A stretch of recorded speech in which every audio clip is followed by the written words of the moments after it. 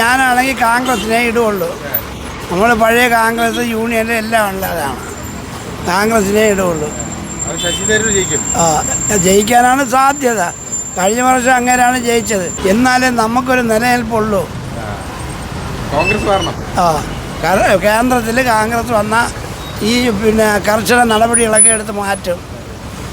ED കൊണ്ട് പാർട്ടിക്കാരെ പിടിപ്പും ഇതെല്ലാം അവരുടെ ഏകാധിപത്യ ഭരണമാണ് BJPയിലെ.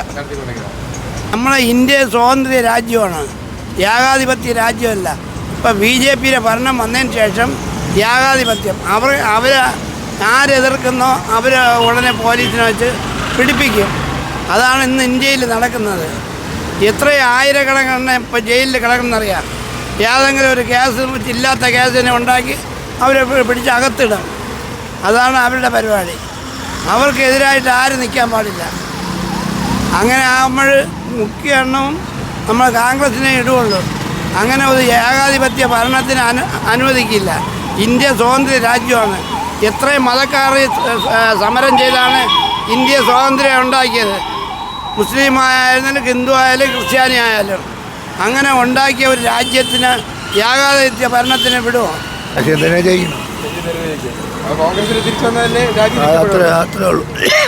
അത്രേ ഉള്ളൂ. നാടെ മുടിഞ്ഞു കിടക്കുന്നു. ഒരു ദിവസം അങ്ങനെയാണ് വിശ്വാസം.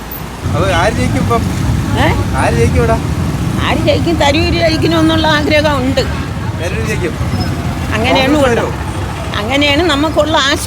പിന്നെ എങ്ങനെയാണെന്തോ നമ്മളെ കുടുംബമേ അതായിരുന്നു പണ്ടേ. ഇപ്പം പിന്നെ നമ്മൾ ഈ വഴിയോര കച്ചവടക്കാരെ ഇതിലൊക്കെ ചേർന്നുകൊണ്ട് ഉള്ള ഇതാണ്. എനിക്ക് വോട്ട് ഇവിടെ തന്നെ നോക്കളെ. ആര് ജയിക്കുമെന്ന് എനിക്ക് പാർട്ടിയുടെ ABCD ഒന്നും എനിക്ക് അറിഞ്ഞൂടാ. എന്നൊക്കെ ജനങ്ങൾ പറയുന്നു. ചോദിച്ചാൽ ഒന്നും പറയാൻ പറ്റാത്ത സ്ഥിതിയാണ്. രണ്ടുപേരും നല്ല പെർഫോമൻസ് ആണ്. രാജീവനായിരിക്കും കുറച്ചുകൊണ്ട് ഞാൻ തുടങ്ങിയല്ലേ ഉള്ളൂ. ഒന്നും പറയാൻ പറ്റില്ല. ഒന്നും പറയാൻ പറ്റില്ല. പാവപ്പെട്ടം ജയിക്കട്ടെ, അദ്ദേഹം ജയിക്കട്ടെ. എന്നെ പോലുള്ളവർ അധ്വാനിച്ചാലേ നമുക്ക് ജീവിക്കാൻ പറ്റുള്ളൂ. അത് ഷുഗറാണ്. എന്താ അത് ഇപ്പോഴും അധ്വാനമാണ്. ആര് ജയിച്ചാലും കുഴപ്പമില്ല, 3 പേര് ജയിച്ചാലും കുഴപ്പമില്ല. അത് ഞാൻ പറയത്തില്ല. അതൊരിക്കലും ഇല്ല. ഭരിക്കുന്ന ഒരാൾ നല്ല രീതിയിൽ ഭരിക്കണം. അത് പാവപ്പെട്ടവരായാലും പണക്കാരനായാലും ഇന്ത്യയിൽ തുല്യ അവകാശമുള്ള ഒരു പാർട്ടി ഭരിച്ചാൽ അത് ന്യായമായ രീതിയിലാണെങ്കിൽ അത് ഓക്കെ. അല്ലാത്ത രീതിയിലാണോ എങ്ങനെയാണെന്ന് എനിക്കറിയില്ല. പക്ഷെ നല്ലൊരു ഭരണം കാഴ്ചവെക്കണം. അത് ഏത് പാർട്ടി ആയാലും കുഴപ്പമില്ല. അതുകൊണ്ട് ഞാൻ പാർട്ടിയെ എടുത്തു പറയില്ല. ഈ 3 പാർട്ടിയിലും ആര് ജയിച്ചാലും പാവപ്പെട്ടവരുണ്ട്, പണക്കാരനുണ്ട്, തീരെ അങ്ങറ്റം പറ്റിയവരുണ്ട്.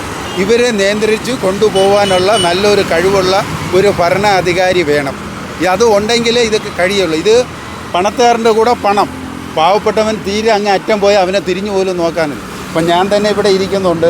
ഞാൻ ഒരുപാടിടത്തൊക്കെ ഇരുന്ന് തഴമ്പിച്ച് വീണ്ടും ഞാൻ ഇവിടെ വന്ന് ഇരിക്കണത് വാടകയും കൊടുത്ത് കടയ്ക്ക് അഡ്വാൻസും ഒക്കെ കൊടുത്ത് വേറെ നിവൃത്തിയില്ലാത്തതുകൊണ്ട് ഈ പാപ്പനംകോട് നിന്ന് ഈ തേരി കയറി വരുന്ന ഇടത്ത് ഞാൻ ഇരിക്കുകയാണ്. ഇതുകൊണ്ട് എനിക്ക് ഉരുട്ടി കഴിക്കാനേ പറ്റില്ല, കോരി കുടിക്കാനേ കഴിയുള്ളൂ. അപ്പോൾ അങ്ങനെയുള്ള ഒരു ജീവിതത്തിന് വേണ്ടി ഞാൻ ഇരിക്കുകയാണ്. യാതൊരു ഭരണ അധികാരിയായാലും നല്ല രീതിക്ക് ഭരിക്കുന്നവരാണെങ്കിൽ ഞാൻ ഓക്കെ.